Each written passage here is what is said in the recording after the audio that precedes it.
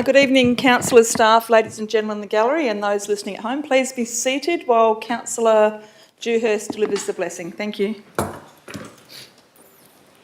Heavenly Father, as we gather today, we seek your guidance and wisdom. Help us make sound decisions and clarity and compassion. May our discussions be fruitful and our actions just, benefiting all in the community. Amen.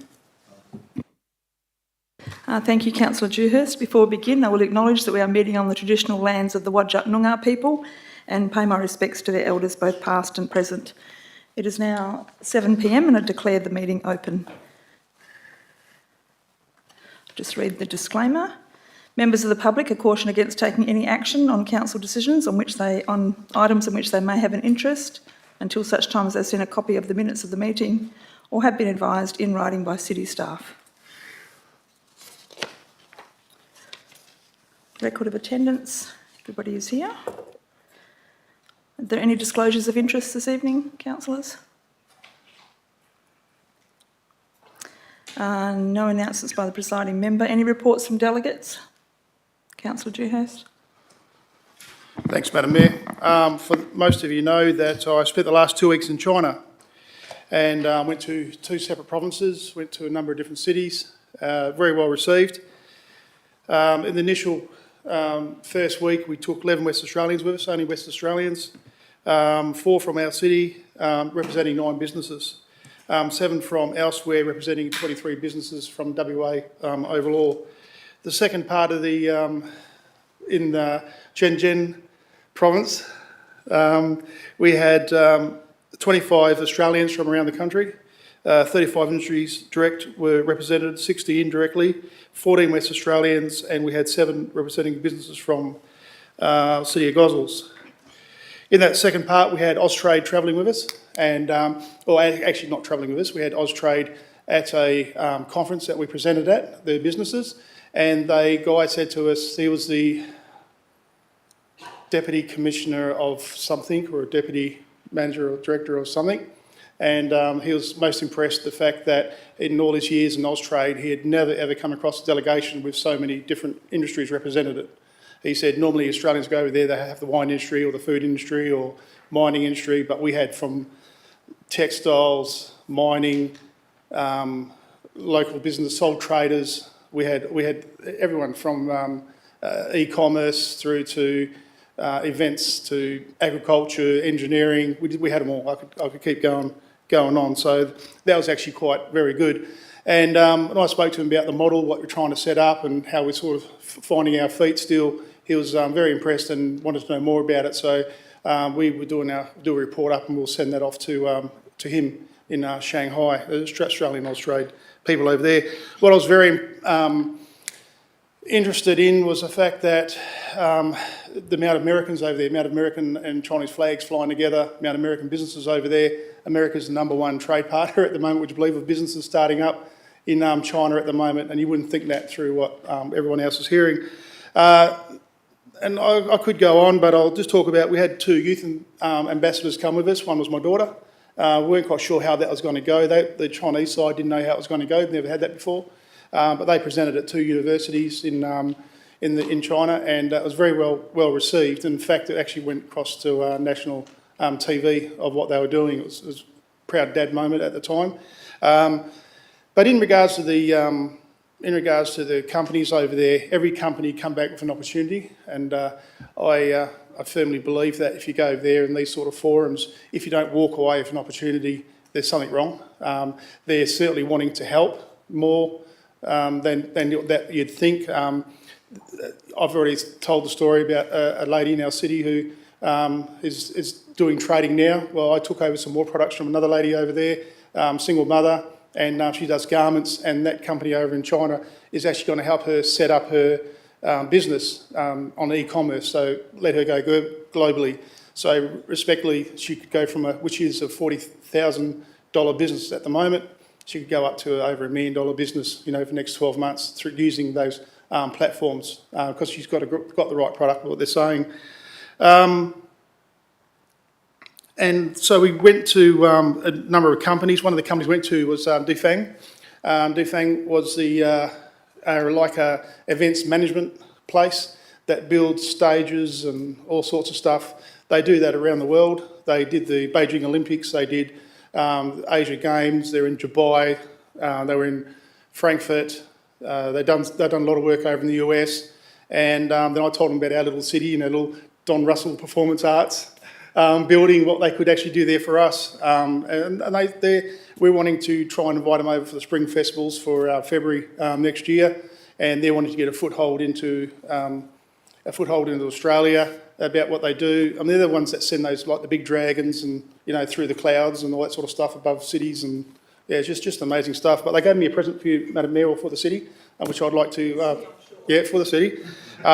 This is from the 2022 Asian Games, and they made a replica buildings that actually went up in the air, and these are the guys that did the Olympics, in the Beijing Olympics, did the rings, and also the big digital person light in the cauldron. So it's very interesting. So I'll just bring that up to you, Madam Mayor.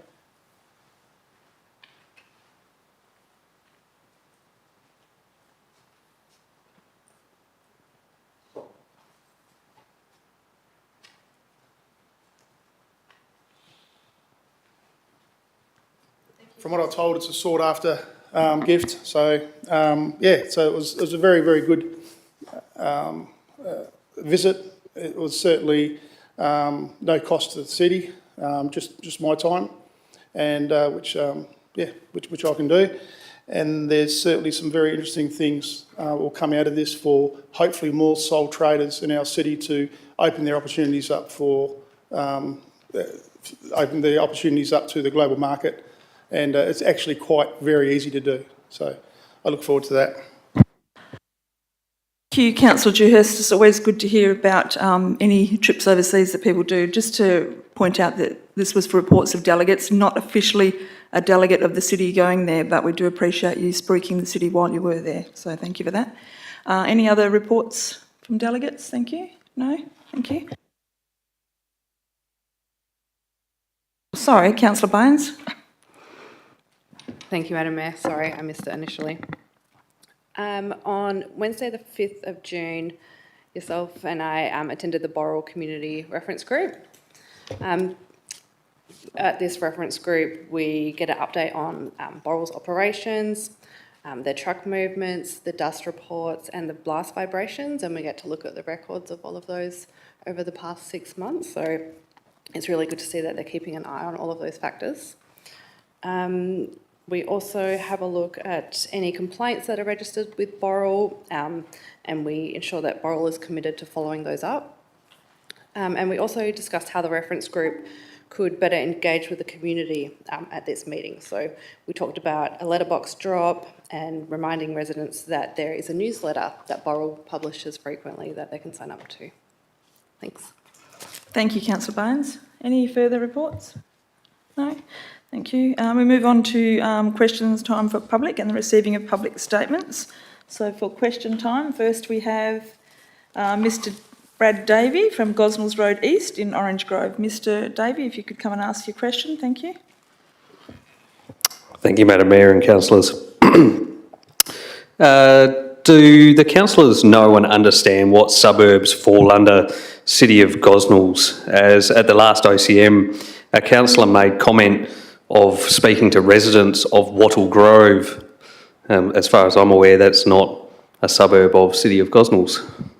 Thank you, Mr Davey. I'm sure councillors are aware, and you are quite correct. There was a slip of the tongue with Wattle Grove mentioned with one of the debating items, but I'm sure that all councillors are aware that we have 11 suburbs here in the City of Gosnells. So thank you for your question. Thank you.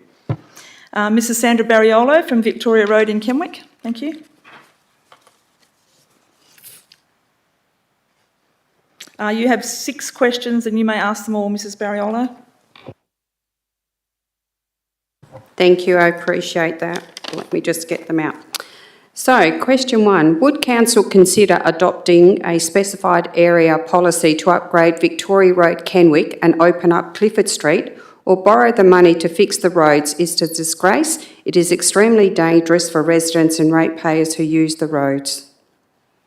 I think there's a lot of planning going on in the background on that one, as you may know, but I will ask the CEO to put that in more technical terms for you.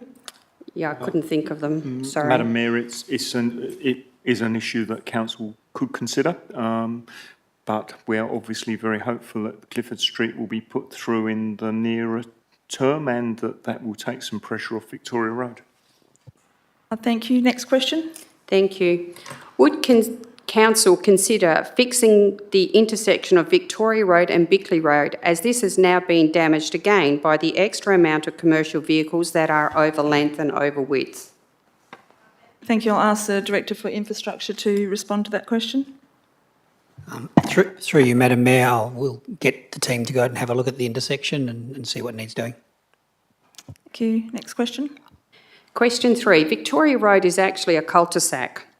Is council aware that there is now more than 2,000 movements per day of commercial vehicles just on Victoria Road in Kenwick? Sorry, Martin, Director Glover, would you like to respond to that? Through you, Madam Mayor, I'm not sure of the exact number, but I'm quite happy to take that on notice and come back. Thank you. Next question. What is council doing about the amount of properties that have been illegally cleared and are being illegally used as commercial vehicle transport depots? This was not the vision of the Maddington-Kenwick Strategic Employment Area Plan. Thank you. The CEO will answer that question. Thank you.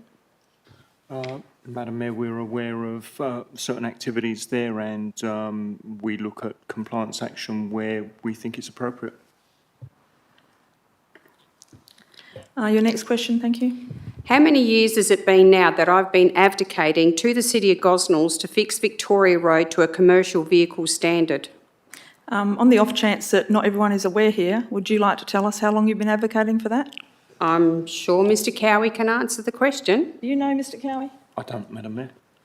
It's been over 15 years that I've been advocating for Victoria Road to actually get fixed to a commercial vehicle standard because it's absolutely horrendous. It's only 7.5 metres wide. Okay, thank you. Your next question. Question 6. What was the City of Gosnells' vision for Precinct 1, Maddington-Kenwick Strategic Employment Area? Thank you. Mr CEO will respond to that. Madam Mayor, it would be with developments like the ones we see completed by Jacida. So, Thank you. not trucking depots, would that be correct? Thank you for your question, Mrs Barriolo. Next we have Mr Leon Walker from Stafford Road in Kenwick. Thank you, Madam Mayor. In relation to agenda item 14.4, which international delegations has the city attracted attention from? There are 2 delegations from the Hefei. From? Hefei, China. Oh, thank you. Thank you. My second question is the State Housing Commission and or its agents and or the tenant in Unit 3199 Stafford Road, Kenwick, exempt from any provisions of the Bushfire Act, any regulations empowered by the Act, and any City of Gosnells local laws in relation to outdoor rubbish fires, outdoor barbecues and outdoor heating fires? Well, I will get the Director for Business Services to respond to that, but my thought is his answer will be no one is exempt from those acts. Thank you. Thank you, Madam Mayor. Mostly correct. The Crown is actually not bound by the Bushfires Act, so they are not required to comply with the provisions of the Bushfires Act, but the tenants at the property are. Thank you. Thank you, Madam Mayor. Thank you, Mr Walker.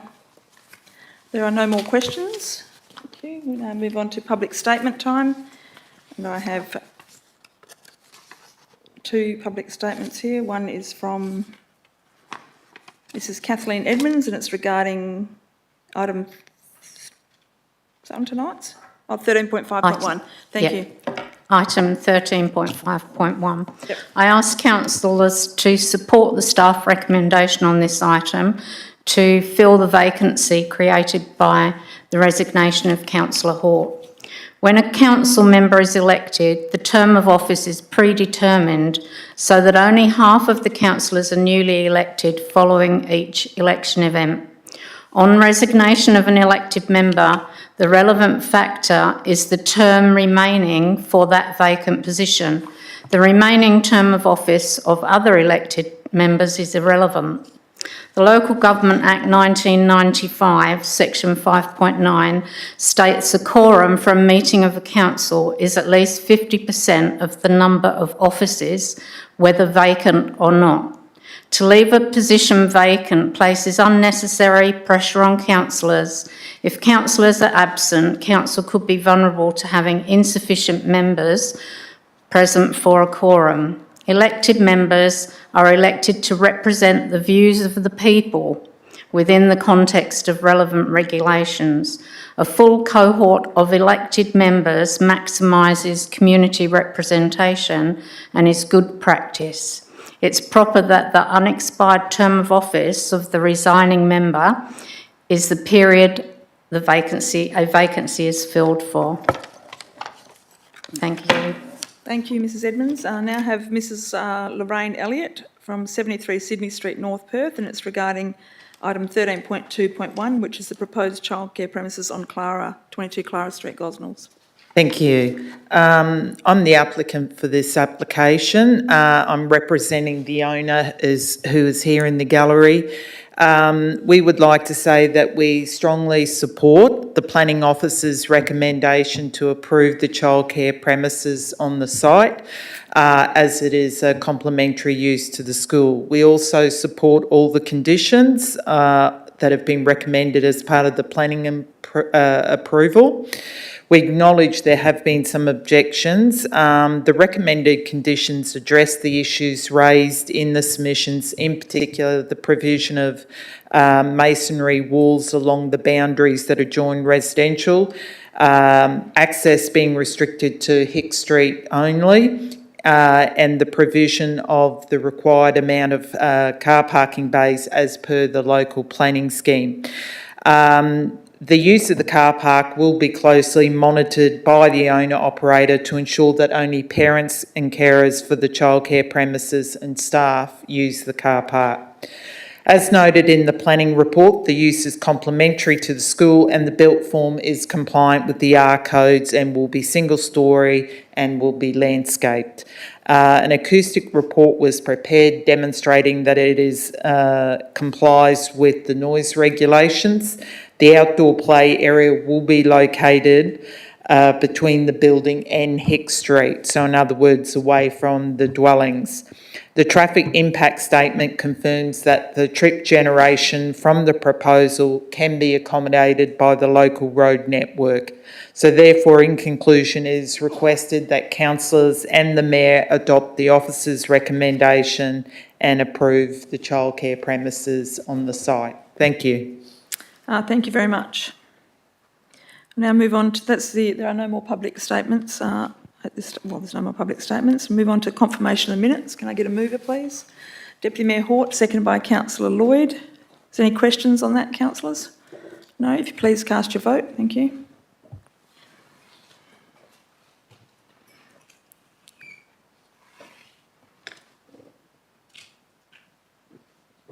Thank you, that has been carried. Receiving of petitions and presentations. Are there any? Deputy Mayor Hort, thank you. Thank you, Your Worship. I've got a petition here. It is long, but I'll read it out to you all as per the standing orders. And I'm requesting that a report be brought back to Council. We, the undersigned electors of the City of Gosnells, request barbecue facilities to be installed at Riverhaven Park in Martin 6110 for the following reasons. We are seeking the support and approval from the City of Gosnells on the installation of barbecue facilities at Riverhaven Park in Martin. The support of this initiative will clearly demonstrate the Council's commitment towards improving community facilities, boosting community connection and safety within the City of Gosnells. The following community benefits highlighted below demonstrate the value of this project would bring to the local area. There's 5 points.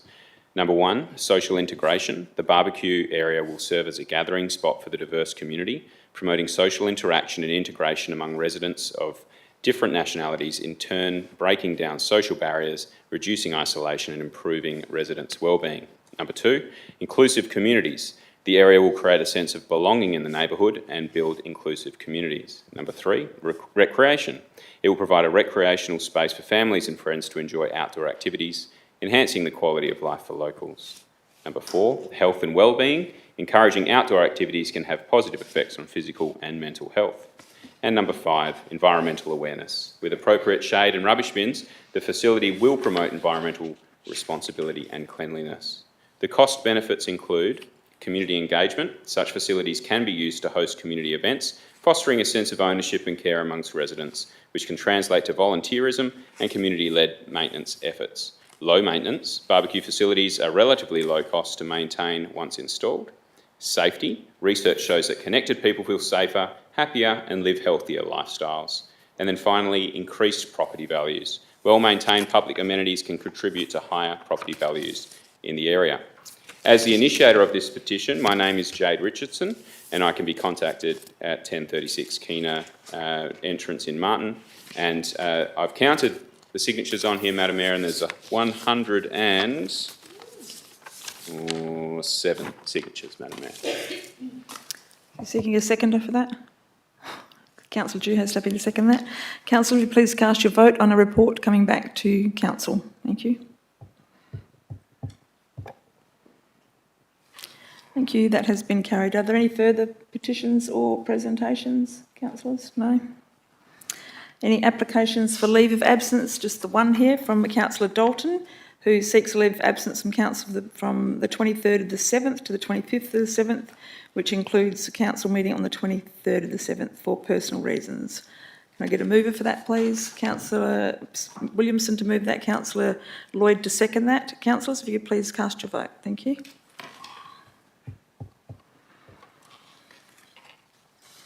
Thank you. That has been carried. Questions of which due notice have been given. Councillor Dewhurst has questions of which due notice have been given. Thank you. Thanks very much, Madam Mayor. So there's 9 questions, so just bear with me. Does the city have a policy to guide its compliance activities? I'll ask Director Bradbrook to answer several of your first questions. Thank you. Thank you, Madam Mayor. Yes, we do. We've had a policy for my time here, which is 11 years, so I think it was adopted slightly before I started, but yes, we do. Thanks, Madam Mayor.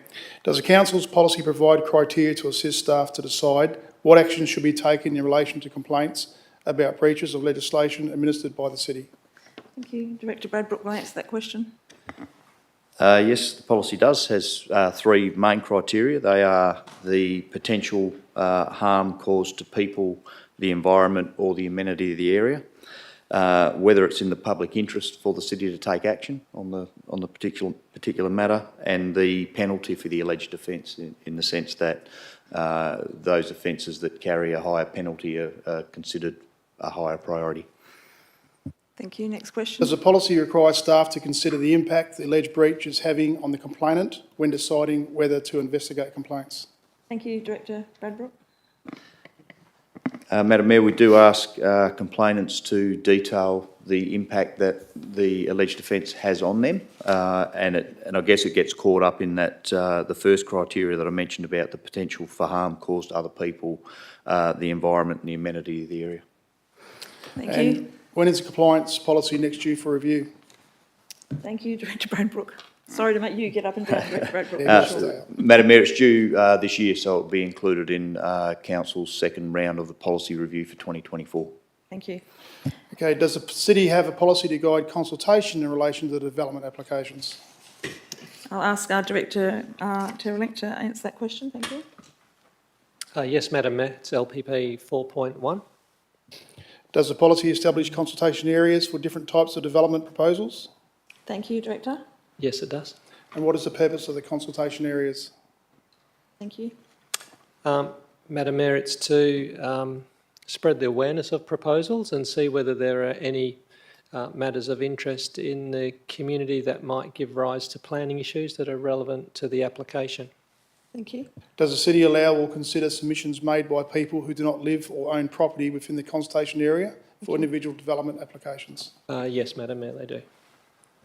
Last one, can the policies that I've just mentioned on compliance and consultation in relation to development applications be circulated to elected members in the near time and listed for discussion or workshop as soon as we have available space, and to enable elected members to consider whether any adjustments should be made?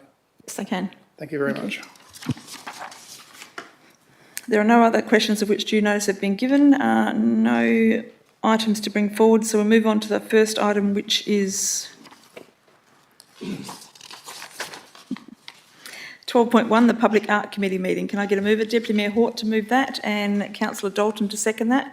Deputy Mayor Hort, would you like to speak to this item? Yeah, thank you, Her Worship. It was my absolute privilege to be the presiding member of the Public Art Committee for my final Public Art meeting. I've sat on the Public Art Committee for now 5 years, nearly, and I just wanted to say how well the committee worked. We had 5 members. We've always had 3 for as far back as I can see the records, and it was lovely to have those extra opinions. So kudos to Councillor Aaron Adams, Councillor Glenn Dewhurst, Councillor Diane Lloyd and Councillor Emma Zhang, who all contributed to what was a lively debate about the best art in the building. So thank you, Madam Mayor. Thank you. Any further debate or questions on this item? No? Councillors, please cast your vote. Thank you. Thank you. That has been carried. Move on to 13.2.1, the development application for the childcare premises at 22 lot 320 Clara Street, Gosnells. Can I get a mover? Councillor Adams to move that and a seconder. Councillor Baines to second that. Councillor Adams, would you like to speak to this item? Councillor Baines? No? Anybody else? Councillor Betts, go. Thank you. Thank you, Madam Mayor. It would seem that the city is very much in need of childcare centres, and they seem to be popping up everywhere. And this one seems to tick all the boxes in terms of the location, and the report indicates that there's really no issues with traffic or noise or anything like that. And in fact, it's actually a smaller development than some of the other childcare centres that we've approved. For example, in Ovens Road and Thornley, opposite the Thornley Primary School, Thornley High School, we've approved the double-storey one, which perhaps would have more impact because it is double-storey in a single-storey residential area, and that does not appear to have caused any difficulties. So, in my view, this ticks all the boxes, and I'll be supporting the staff recommendation. Thank you, Councillor Betts. Councillor Dewhurst? Thanks, Madam Mayor. Look, I've got concerns about the childcare centre. We have childcare centre sitting on Avenue Highway that's brand new, sitting there, hasn't been used yet. So if there was a big need on the corner of Lockhart Street, if there was a need for childcare centres, I'm sure that one would be full. Look, I do appreciate it, and you're right, it does tick the majority of the boxes unless you live next door to them. Previous life, I lived next to a house that turned into a childcare centre, had only 10 kids in there, and it was unbearable. It was one of the reasons why we moved. I can't see how a noise report can say 68 children who could be there at any one time would actually meet would meet the noise regulations. I can't see that. Though I was looking at putting a foreshadowed motion up. I'm not now, after listening to the lady in the lady that gave the information. One part I wasn't aware of. The fact is that the premises is actually between the houses and the and the street. So I actually do like that. It did change my mind on the matter. So I will be supporting I will be supporting it. I really don't like it. I really feel sorry for the neighbours and having them past life. But I do believe there will be issues with traffic because I know the traffic report says that'll be fine. But you know, in an ideal world where you get 4 people dropped off every 5 or 10 minutes is wonderful. But that doesn't always happen, as you know, with education facilities. Thanks, Madam Mayor. Thank you, Councillor Dewhurst. Deputy Mayor Hort, thank you. Yeah, thank you, Madam Mayor. Just want to add on to what Councillor Dewhurst has said there. I too had serious concerns about this daycare centre. I welcome the applicant's work to address the complaints and concerns of those that have objected to this application. I think that has gone a long way into helping me feel better about potentially approving this. I think what I would add is my understanding of the Ovens Road development, as well as the one that we've seen now on the corner of Yale Road and Spencer Road, is these are JDAP approved. I don't think those actually came to us as council, and I certainly would have felt quite strongly about the 2-storey Ovens Road daycare centre. I'm not sure that matches the residential amenity of the area. And I'm not sure that things have been done there to address that, but I'm not across all those details there. I wasn't a part of that approvals process. So I just wanted to caution around the comparator of the two. I think what has happened here is enough to get me over the line, but I am really concerned about where the future goes for childcare in our city. I think residential areas, childcare is appropriate, but we need to be really careful around the numbers of children. You know, at any one time I could have 6, 7, 8 kids in my backyard, and I think that's pretty reasonable. But 78 is a very different number and something we need to be careful about, and something we probably need to start to incorporate or consider in the planning scheme as well, to make sure that we don't have small business or medium-sized businesses coming into the city thinking that it's appropriate to put 100 kids on a residential street. I think there's enough things in place, including the fact that Hicks Street is busy enough already, that allows for this to be permissible. But if it was another street, a quieter street, and they hadn't put these measures in place, I would be against this, Madam Mayor. Thank you, Deputy Mayor Hort. Any further debate? Councillor Good, thank you. Thank you, Mayor Lyons. Unfortunately, I'm going to disagree with Deputy Mayor Hort and Councillor Dewhurst on this one in terms of the initial thinking process. I actually think it's very well done. I have sat on the DAP, the Joint Development Assessment Panel, for probably near on 5 years or more now. I was involved definitely in the Ovens Road and the one on just off Spencer, and I think they actually are catered for very, very well. What I liked about this one was the fact that there was a separation for the building for the children to play. It's for 68 children and 9 staff. Typically on the development panels, I'd suggest probably 50% of the applications coming through are for childcare centres. Not that I always want a childcare centre, I don't. I actually love a balanced view, but when they meet the planning requirements and the planning guidelines, irrespective of your personal opinion, you can't say no. Otherwise, you're not following the legal framework and the way in which they're set up. This one I actually think is actually well laid out, well set out. There is a demand for it, otherwise the applicant wouldn't be here, the application wouldn't have come through. I wish them well in their business enterprise, because a lot of childcare centres have been coming through in the last 4 or 5 years, at least, that I've been on the Joint Development Assessment Panel. But this one actually, I think it's structured well, and they're not that as noisy as you think. These walls are pretty darn good. I know it, I've been to them and seen them and walked amongst them. So I'm very much in support, and I wish the applicant well. Thank you, Councillor Dewhurst. Any further debate on this item? Sorry, Councillor Good. I did it again, okay. Sorry. Your 2 names are right there in front of me and I'm like, yeah, sorry. Thank you, Councillor Good. Councillor Adams, would you like to close the debate? There's no further... Oh, Councillor Williamson, sorry. Sorry, Councillor Adams, I'll come back to you. Sorry. I just wanted to support what Councillor Good said in his speech as well. I've been a member on JDAP as well, and what we actually find out is this is a preferred location. So there is a whole planning policy over where childcare centres can be, and it's preferred in a residential area, it's preferred close to a school. That's considered the ideal location because it's complementary to school children being dropped off. So I think the noise of a 500 student school is going to exceed the noise of 100 kids on that block in the childcare centre. So I'm very supportive of this application and very supportive of all the conditions that the staff have imposed, because this legally meets requirements. And it's a great location, and there's definitely going to be a business need there for someone to invest in a childcare centre in this location. So I wish them well. Thank you. Thank you, Councillor. Nothing further? Okay, councillors, please cast your vote. Thank you.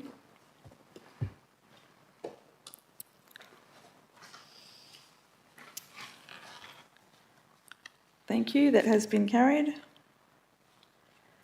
Move on to item 13.3.1, the Armidale Gosnells Landcare Group Business Plan for 24-25 to 28-29. Can I get a mover? Is Councillor Adams the only one moving things tonight, councillors? Councillor Betts, would you like to move this item? Thank you, Councillor Betts, since you're on the... Yes, you did, sorry. And was the seconder there? Thank you, Councillor McDonald. Councillor Betts, would you like to speak to this item? Thank you.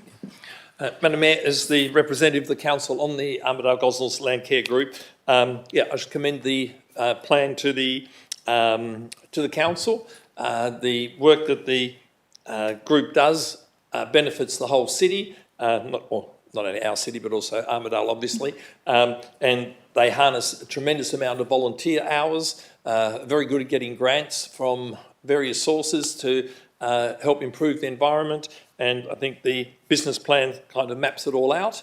And if we can pass that today, that would be very, very helpful, because without passing this today, the end of June is actually, if this isn't passed, some of the staff actually need to move on. So if we can pass this, the staff would be very, very appreciative. Thank you.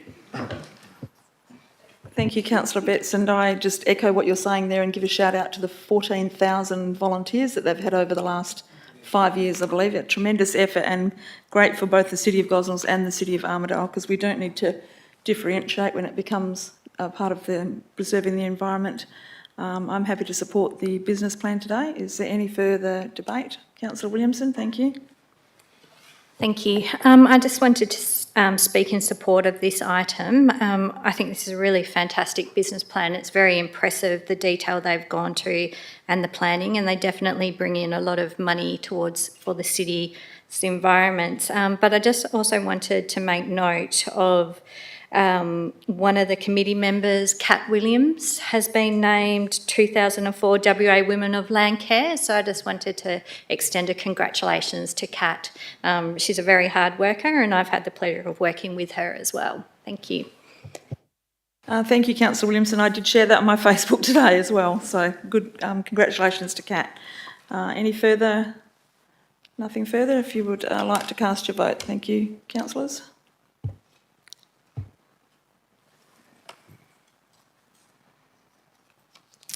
Thank you. That has been carried.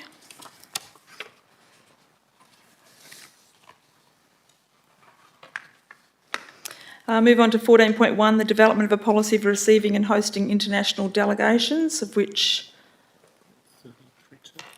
I've missed one, have I? I knew that. I was getting ahead of myself. 13.3.2, the report on a petition for the request to upgrade the playground at Lexington Park. Can I get a mover for this, please? Councillor Baines to move it, Councillor Dalton to second it. Councillor Baines, would you like to speak to this item? Councillor Dalton? Anybody else like to speak to this item? No? Councillors, will you please cast your vote? Thank you.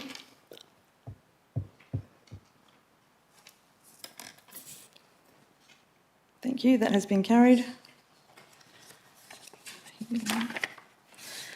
Now move on to the 14.1, the development of a policy for receiving and hosting international... Have I missed another one?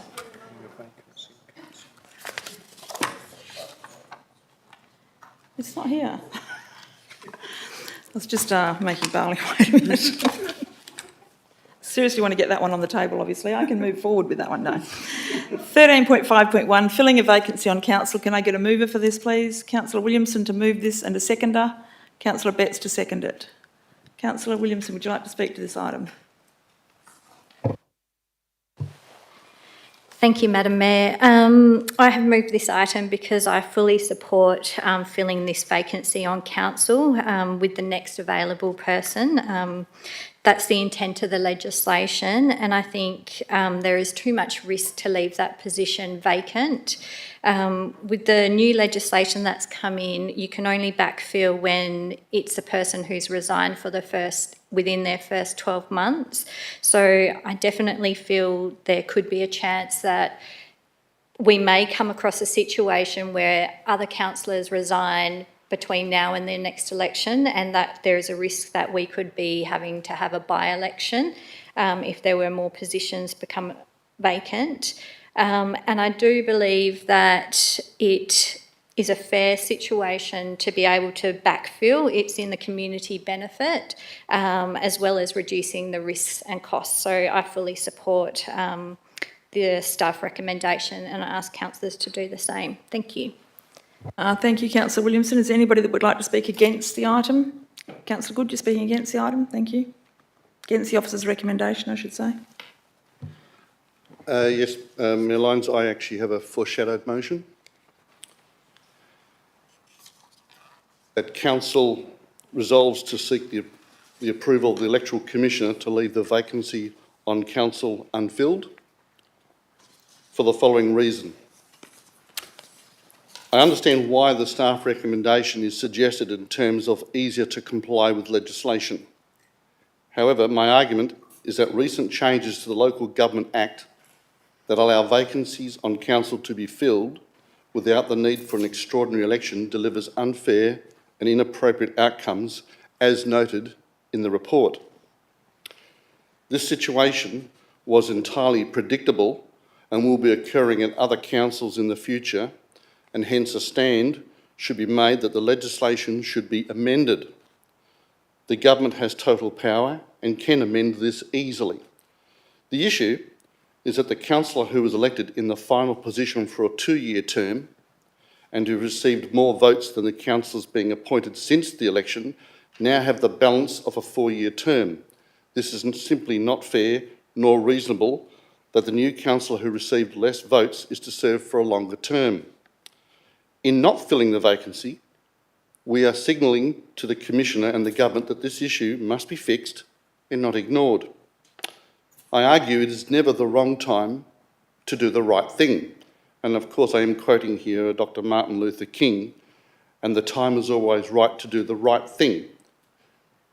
If we do not fill the vacancy, significant savings will be made, and whilst this is not the overriding principle, it will certainly save ratepayers money. We have previously operated very well in not replacing councillors who have resigned for various reasons, and this has not affected the performance of council in making decisions. I would argue the same way if another councillor resigns mid-term. Interestingly, because we don't have wards, Clause 2(1)(d), Schedule 4.1a of the Act, we are allowed to ask the Commissioner to leave the vacancy unfilled. Councillor Good, you're seeking a second of your... No, Elizabeth's lost, that's right, okay. Anybody else that would like to speak to the original item?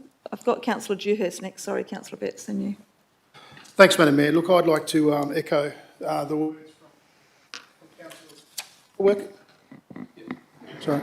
I'd like to echo the words from Councillor Williamson. I'll be supporting the staff recommendation, and I'm the one that's affected here, so I get the 2-year term, and Councillor Dalton and the next person who comes up will have a 4-year term, but that's how the cookie crumbles. You know, I've accepted it, don't like it, but can't change much of it. However, I do think we need to advocate for this for the next round of elections, that this doesn't occur again, where that person gets to go up to that level. So I fully understand what Councillor Good is saying, and he's looking after me to try and get me up to that 4-term period, and I really appreciate that. But the rules are the rules, and we've got to abide by them. And certainly the state could have changed this after the first time, but they simply don't care. I frankly believe that the state would probably rather see us not fill the position and then hope for 2 more councillors to leave to push us into a by-election and cost a lot of money. That's I wouldn't be surprised, particularly from the attitude of Mr Kerry in regards to our approach from the first time, where simply, well, it is what it is. So I do have an amendment to the motion. So make it very clear, I'm supporting the staff recommendation to fill the position, and I've taken out some words from Councillor Good's foreshadowed motion and made it into just an amendment, which I'll read out. That the staff recommendation be amended by the inclusion of the following additional part. The Council advocates for amendments to the Local Government Act to address the anomaly created by the State Government's 2023 amendments, which allow candidates who are not elected at the last election to serve longer terms on council than a councillor who was elected to fill an extraordinary vacancy for a 2-year term. The reason? This will be the second occasion on which a candidate who was not elected at the City's 2023 election will fill a vacancy on council for a longer term than a councillor who was elected in the 2023 for a 2-year term. It is likely this will happen again in the future, particularly given it is not uncommon for sitting councillors to contest mayoral elections. I am the councillor affected by anomaly in the legislation, and whilst I support the vacancy on council being filled, I believe council should also advocate to have the anomaly addressed. However, given the legislation was amended specifically to allow extraordinary vacancies on council to be filled without the need for extraordinary election, council should follow the legislation that it was intended. So, councillors, sorry, I'll get a seconder. Oh, sorry. Okay, seconder, councillor Betts, happy to second that. Did you want to speak further? Yeah, I do want to speak further on it. So we all know that Mr Singh would be the next person that coming up, and I'll make this very, very clear. Councillor Good's about this is not about playing the man or playing anything else apart from sending a message to state government, so I appreciate that. However, Mr Singh's been a part of this community for a long time. He not only works tirelessly for the Indian community, but also other communities as well. I've been invited to a number of projects that they actually run. There was a project a couple of years ago about domestic violence, and women were invited from all sorts of cultures. So it's not about him just representing the Indian community. I would like to see the Indian community to get a voice on council. I think it's very important. I can't think of anyone better than Mr Singh. So I just ask councillors, give him a go. We're literally holding the destiny of Councillor Hort, not holding your destiny. Councillor Hort's destiny is what's happened to him, but we sort of seem to be talking about someone's destiny here and we're holding it. I don't think we should be able to do that. I think we should support this motion and bring him on to council. Thank you. Thank you, councillor Dewhurst. Councillor Betts, speak as a seconder. Thank you. Yeah, thank you. I'd just like to speak as seconder of the amendment. The amendment doesn't actually say anything about any person. It's simply saying that we want to take up the cudgels with the state parliament or state government to fix this problem in the Local Government Act. And I think we've talked about that at a workshop, and I've raised it there as well, and I think most of us are of the same mind, that it's actually not, it was an oversight on the part of government. Often legislation, when it goes through, people don't think of every scenario, and this, I believe, was an oversight. And it's disappointing that the minister just sort of fobbed it off and said, well, tough luck, basically. I think it's an issue in the Act that needs to be fixed. But the reality is that in the lead up to, with March 9th, I think is our next state election, the backlog of legislation that the government has, they're not going to get through half of it that's already in the parliament. So there's no way anything's going to change before this election. So we basically got to face the fact we deal with it as it is, but I think this is something that really should be supported. So I certainly support Councillor Dewhurst's amendment. I hope that all of us do, because I think it is an anomaly in the Local Government Act. Thank you, councillor Betts. Is anybody else that would like to speak to the amendment? Councillor Williamson, thank you. Thank you, Madam Mayor. I'm actually going to speak against the amendment because I have given this some really good thought and done a bit of research into it, and I actually do not believe there's an anomaly in this situation. If we were to advocate for this to change, it would mean that potentially you would get the 8th candidate or the next available candidate could come in September or October in 1 year. They would then fall for re-election the following year, meaning they could potentially only serve a 12-month term or a 13-month term. And I don't think the outcome of that benefits the community in any way or the council in any way.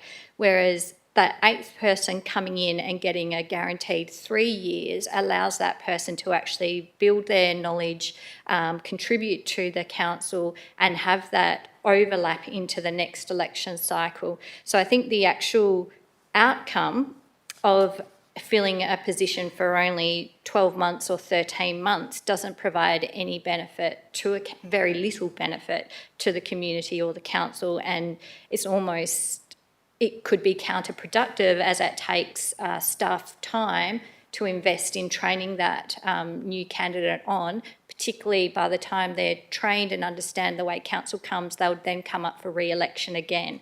So I've been in this position where I've been the 2-year term before, and I came in as the 7th person, so I've thought about, I would feel it was unfair, personally feel it was unfair if someone who came in 8th or 9th then got a longer term than me. But I have to take out that personal feeling and go, I think it's actually in the community's benefit and the council's benefit for that person to have that longer term because they can build up that experience. The other thing is by going, okay, it's not fair because they came in 7th or 8th or 9th. Well, if you took away, in our case, it was the top 2 people have now resigned with the most votes. If they weren't on the ballot paper and you actually went to reallocate all the preferences out, the council would probably look very different anyway. So it would be, there would be a different 7th, 8th, 9th if those people weren't actually being counted on the ballot paper. So I'm happy with the way the legislation is at the moment and fully support that the next person in line comes on board. Thank you. Thank you, Councillor Williamson. Any further? Councillor Good, thank you. You'll be closing, Councillor Dewhurst. Councillor Good, thank you. I didn't call you Councillor Dewhurst again. Sorry, I was talking to him.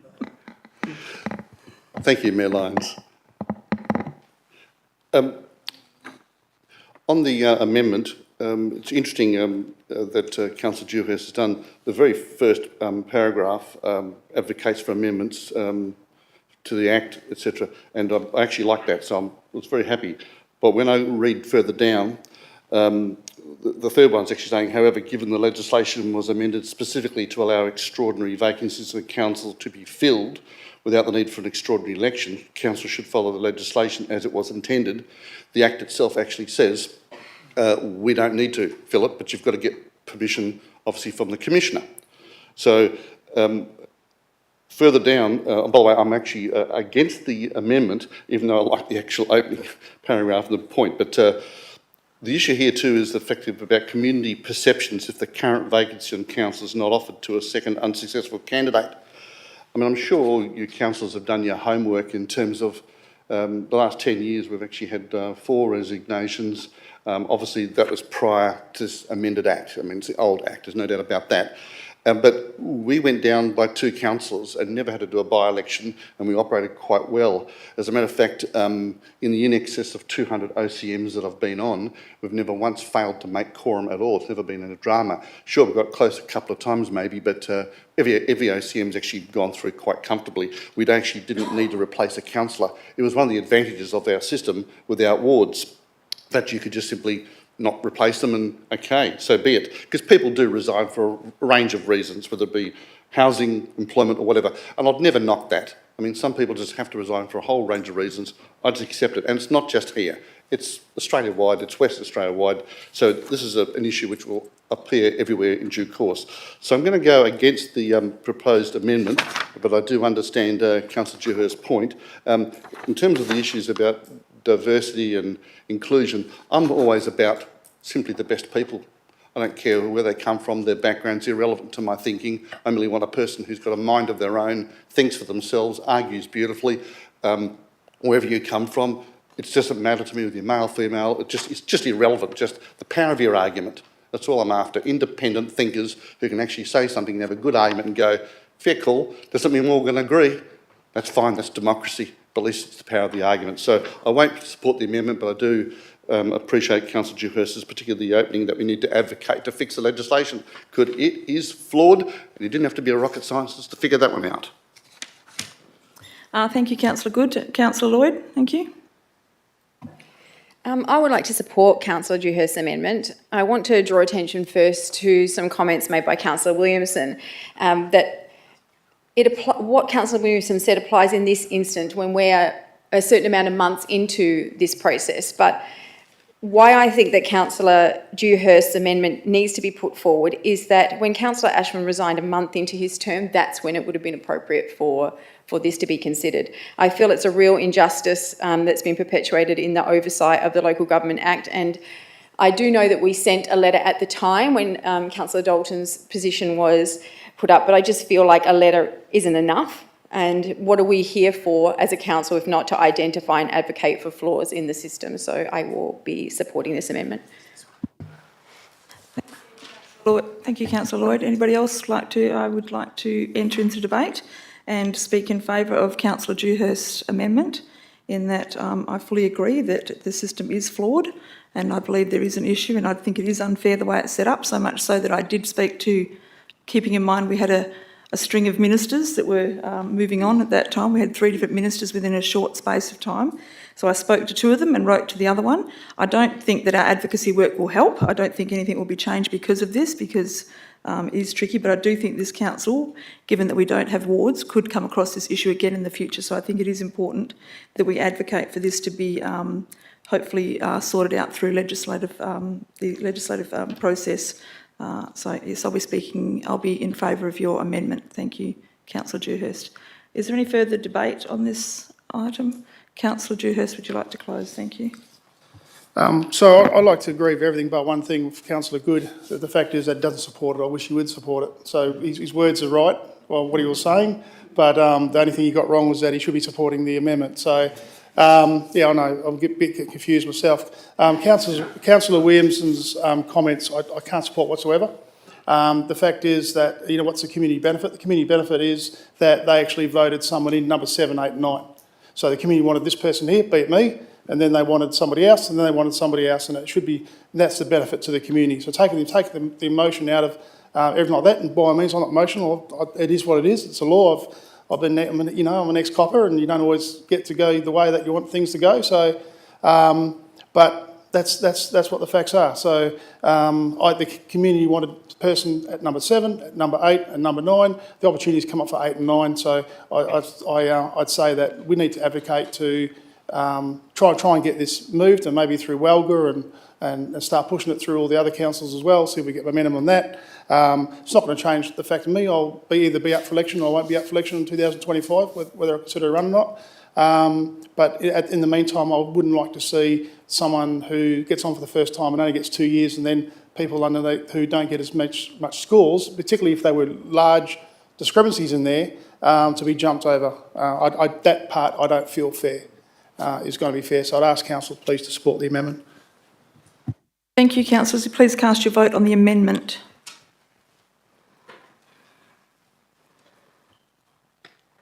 Thank you. The amendment has been carried, and we'll now put that back together with the original item. Is there any further debate on the original item? Councillor Deputy Mayor Hort, thank you. Thank you, Your Worship. I intentionally didn't enter into that last debate because it was interesting to see how it was all going, but I agree. I think it's a good move for us to advocate on this. For those that don't know, I've resigned from council. I've got 2 weeks and 1 day left to go, and it's unfair that I have to leave. It is unfair. I wish I was staying, but for family reasons, I do have to move out of the city of Gosnells, and by moving out of the city of Gosnells, I'm no longer eligible. There are things that I can do to maintain my eligibility. I'm fortunate to be in that position, but I've chosen not to do that. And I've chosen not to do that because I won't be living in the city anymore. And I wanted and was hoping to give someone else the opportunity to step up and represent the city that they live in. And so for me, I think it's really important that we do fill this vacancy with soon-to-be, hopefully, Councillor Singh. I think it'll be a wonderful representation of the community, and that was certainly my intention in resigning, was to make sure and give an opportunity, should the council permit it, for somebody else to step up and receive the same opportunities that I've received in my nearly 5 years on council, to represent the people that they know, the people that they meet, and our broader community. So I'm obviously very much in support of this. I've thought about it long and hard. It's certainly not a decision made lightly, spending ratepayers' money, but I think it's in the interest of the city of Gosnells. It's not fair that I'm leaving. It's not fair how the legislation is written. I do believe that they've broken democracy in a way, and I'm looking forward to that being fixed, because I think that's logical that it will be fixed in the future. Hopefully we never encounter that scenario again, but Councillor Dewhurst has been very kind of gracious in the way that he's dealt with this, so kudos to him. So I think just because a bunch of things are unfair doesn't mean we should be unfair here. I think the fair thing to do is to give the next person a crack, and that's to give Mr Singh a chance at being Councillor Singh. Thank you, councillors. Thank you, Madam Mayor. Thank you, Deputy Mayor Hort. Can you move this item, please? Councillor Williamson moved this item. Is there any further debate on this item? Councillor Williamson, would you like to close? No. Councillors would like to cast your vote. Thank you.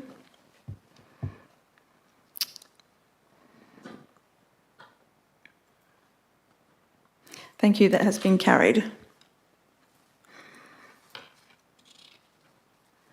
For those in the gallery, know that we will be filling the vacancy for the once Councillor Deputy Mayor Hort has resigned. Thank you. Okay, moving on to item 14.1. the development of a policy of receiving and hosting international delegations, which I'm moving this item. Finally got to the one I wanted. Haven't read it yet. Do I need to read it?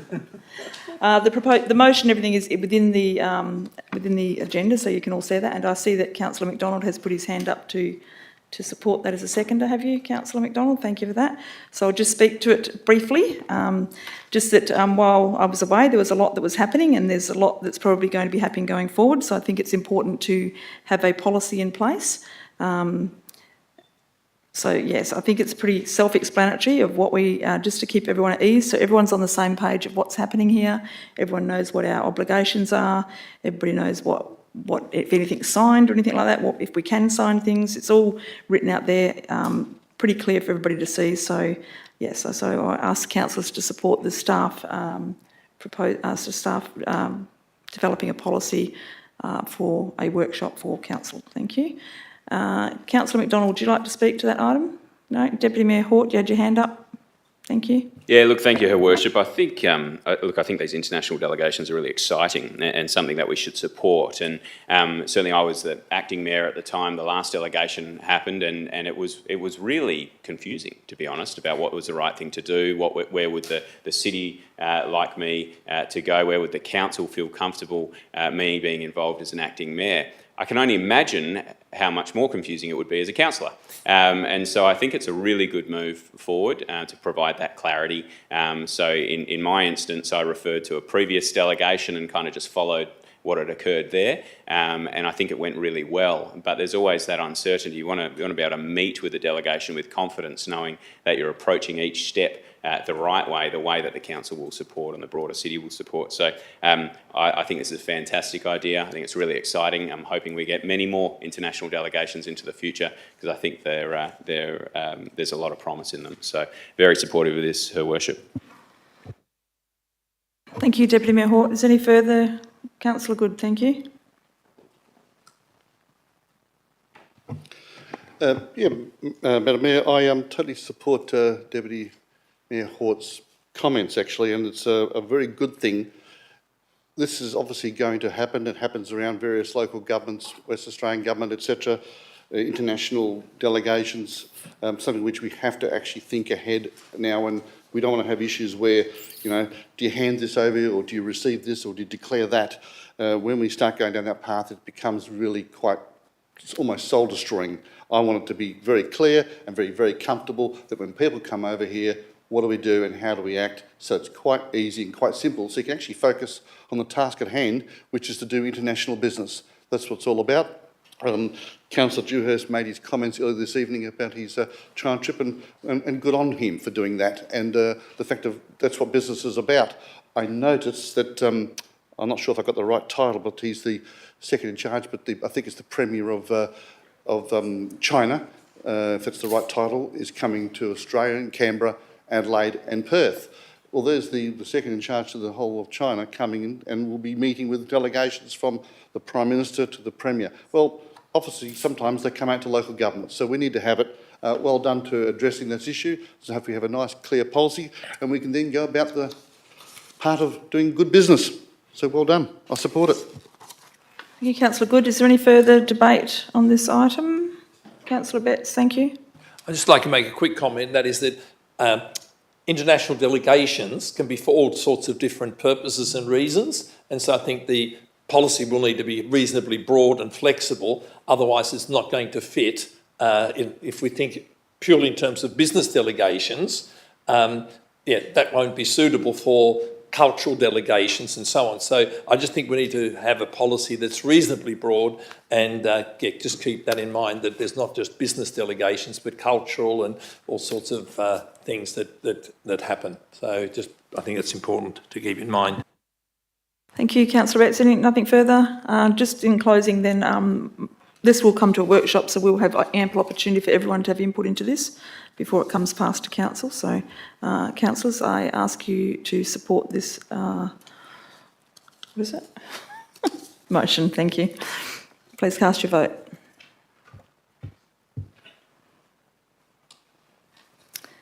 Thank you, that has been carried. There is no urgent business. There is a confidential matter. So, councillors, I seek a mover to close the meeting. Councillor Lloyd to move that and Councillor McDonald to second that. Councillor, please cast your vote on closing the meeting. Thank you. That has been carried. Meeting is now closed at 8:01. Ladies and gentlemen in the gallery, thank you for coming this evening. We have got an item of confidential nature to discuss and debate, so you're welcome to wait until after the meeting will be reopened, or you're welcome to go home. Thank you.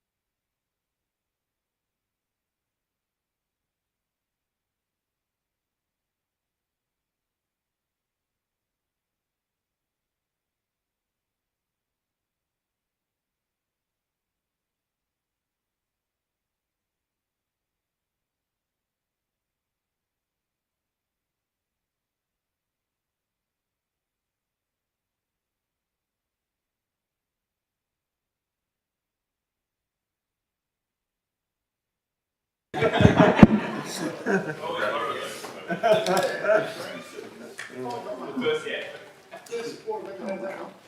else.